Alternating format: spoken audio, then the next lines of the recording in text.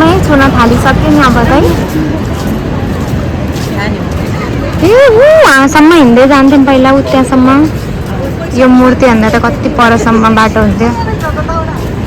उसमा त गएर बस्यो होइन त चौतारीमा त्यहाँभन्दा उतापट्टि थुप्रो ठाउँ खाली हुन्थ्यो नि। त्यहाँ बोट जस्तो स्ट्रक्चर बनाएको थियो।